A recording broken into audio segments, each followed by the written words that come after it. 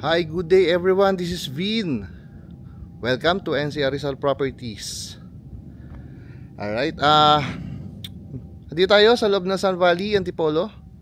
Alright, may video na ako na ito dati pero hindi pa maayos So, ngayon 100% completed na po yung construction ng property. So bibigyan ko kayo ng update. And siguro may idea na po kayo sa pricing. Right? So yung current price nito, banggitin ko na, is 32 million. Right? 32 million po. 397 square meter yung lot area. And ang gusto ko dito, syempre yung builder, personal kong kakilala to. This is a well-built property. Sabi nga nila, built to last talaga. Alright? Hindi lang ito basta pang negosyo. Okay? Tara. So on this side, meron tayong space for 2 parking. Okay. Wait lang. Nagat akong langgam May langgam ata doon sa napwestuhan ko. Yan. Okay. Then dito, meron tayong garden area. Right? Pati pagpasok mo ng pedestrian gate dito sa may right side, meron tayong front garden. Okay?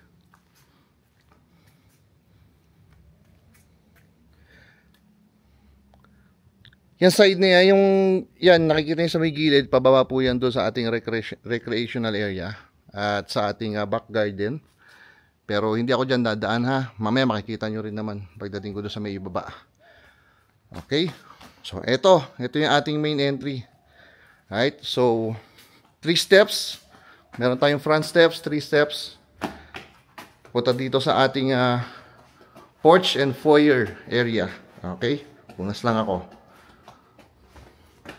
Right? So, pagpasok nyo, on the left side, meron tayong mirror. Right? Dito sa ating foyer area. Then, right side, meron tayong powder room. Okay, for visitors po.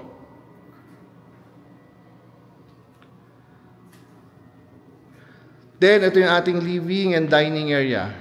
Right? Meron tayong feature wall doon, pero mamaya na, pasok muna ako dito sa ating senior or guest room. Okay? Meron siyang private bathroom. Okay?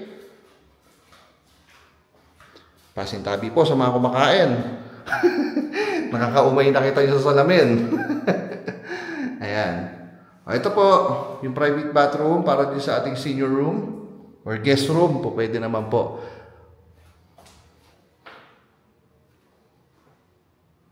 Pakita ko lang yung space Okay. Basta tayo. So yung nakikita nyo na yan, dyan po yung magiging dining area, okay? Access going doon sa ating balcony. Then, sa tapat na ito yung ating magiging living area, okay?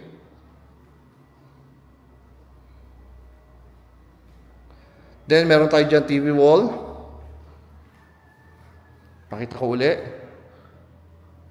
Position for the dining area. And then, yung ating kitchen area.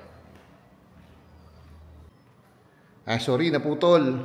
So, ito yung ating kitchen area. Right?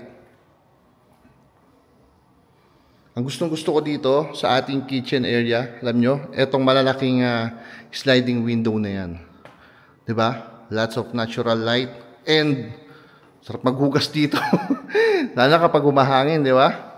Ayan. Then, meron kayong view dun sa may picnic area. Right? Dito yan sa valley. Okay?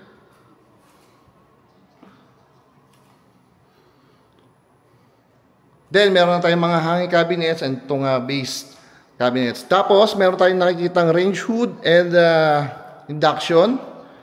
Meron na din tayo ditong built-in microwave and oven. Alright? Then, we have the pantry area dito. Okay?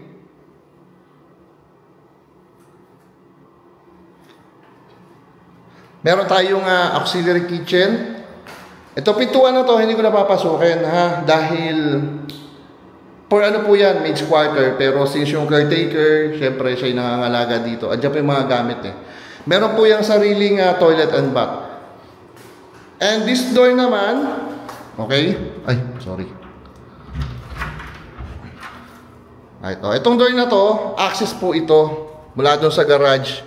Syempre yung ating kasambahay, kapag galing po ng, pag namili, no? Kapag merong mga, pag galing ng wet market, syempre mga malalansa. Para hindi na po dadaan ng main door. Right? Sado ko na. Para diretso na siya dito sa ating secondary kitchen. Okay. Ito.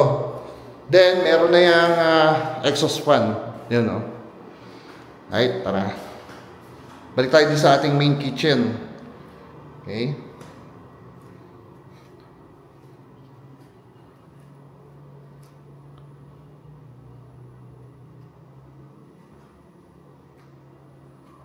Yung refrigerator po, malaki eh, no? Laki po ng lagayan dyan. Kahit po mag-4 door kayo, walang problema. Kasyang-kasya. Alright? So again, galing tayo sa kitchen, ito yung living and dining natin. Right? O, tara, dito tayo sa may balcony area.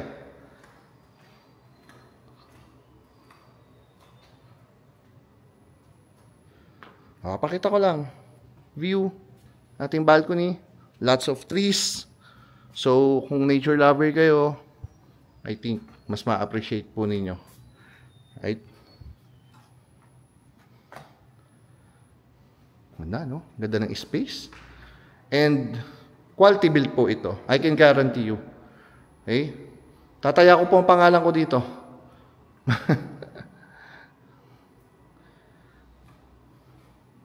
Tara. Babaan tayo.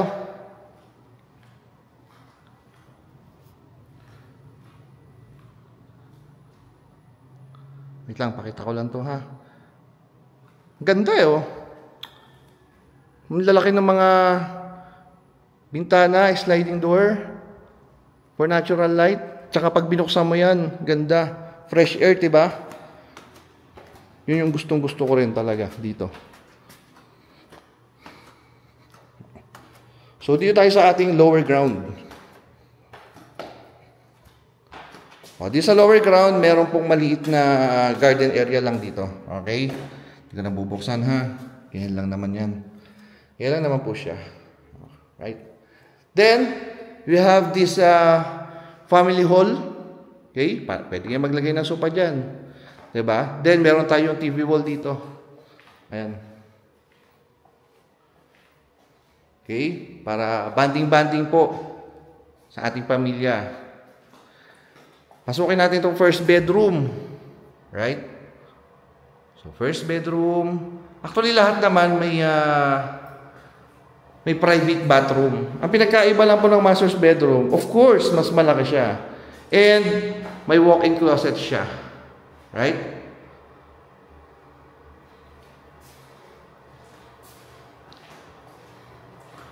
Pasintabi po ulit.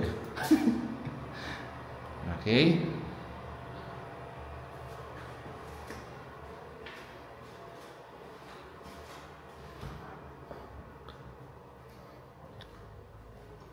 Well planned po ito. Itong property. Second bedroom natin, mas malaki po siya kaysa doon sa unang pinasok ko. Okay? Etong lower ground yung pinag-uusapan natin ha. Baka po nakakalimutan nyo, meron po tayong senior room or guest room doon sa ating ground floor kanina. Diba? Yung pagpasok ko sa may bandang kaliwa ng ating living area. Same lang din doon sa kanina. Ganito po.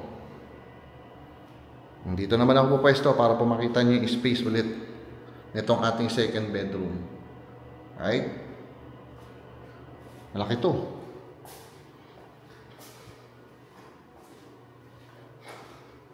Ito yung ating family hall. Okay?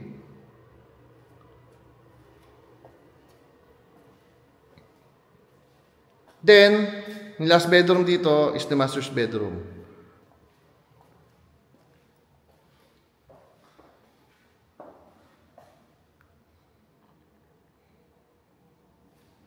Dito naman sa kabilang gilid po pwesto. Yan. Alright. Master's bedroom. Meron tayong balcony dito. Okay. Buksan ko na nga.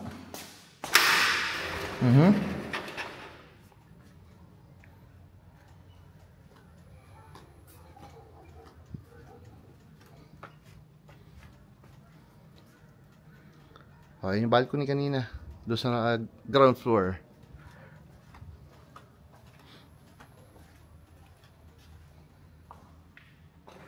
Sarado ko lang ha. Then, ito yung ating walk-in closet. Okay.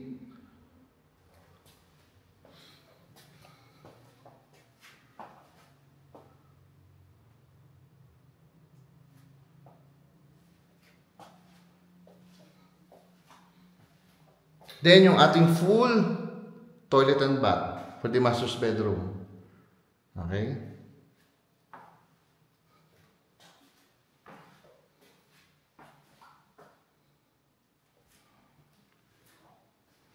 Tara. Baba tayo doon sa ating recreational area. Pakita ko lang ulit, space for the master's bedroom. Kahit dalawang king size, kasya eh. Sa totoo lang. Okay, family hall po natin. Baba tayo dito sa ating sa basement or dito sa ating recreational area. O kung nakukulangan pa kayo sa kwarto ron, pwede naman dito. Kaya lang, cost nyo na. Diba? Kung kulang pa po sa inyo yung kwarto. Yung mga bedrooms doon. Right? So, dito, meron tayong full toilet and bath. Dito. Okay? Then, ito, depende sa inyo kung saan nyo gagamitin. Ayan, laki niyan. So, kung ako'y tatanungin, pwedeng additional 1 bedroom doon. Or kung dalawa driver nyo, or hindi kasya yung isang pwede kasambahay, pwede nyo lagyan ng partition to sa gitna. Okay? Pwede nyo gawing dalawang kwarto pa yan. Kasi itong, magmula po dito sa pader, sa pundasyon, di sa, matawag dyan, poste. Yan. O, malaki pa yan. O, ito. O, diba? Ang laki pa niya. Okay, meron naman nag-viewing, gusto nung buyer ko, meron kasi siyang mahilig mag-billiard. So, billiard table naman yung naiisip niya. Okay? Or kung gusto nyo, gym. Pwede kayo maglagay ng gym dyan. Depende sa inyo, depende sa needs nyo. Diba? So, open yan. Basta parang open concept, bahala po kayo kung ano yung sa tingin nyo na makakatulong po sa inyo pag nandito na kayo. Alright? So, ito yung ating rock garden. Okay? May mga stepping stones na po dyan. Ito yung sinasabi ko kanina. Yung daan dyan sa may gilid. Okay? So, kung may visitor kayo, halimbawa, meron kayong billiard table dito, hindi nyo na kailangan padaanin doon sa ating main door. Pwedeng sa gilid na lang. Alright. Dito, laki pa nito. Ito po yung ating magiging laundry area. Right? Laundry area, service area. Okay? Laki pa niyan. O, pakita ko sa inyo. Ganda, no? Napakamaaliwalas. Sarap sa mata. Ito, mapapansin nyo, pwede nyo gawing bodega. Right? Bakan. Para hindi po pakalat-kalat. Okay. So, yun na. Ito na po yung house tour natin dito. Again, review tayo. Lot area for this property is around nasa 397 square meter, if I'm not mistaken.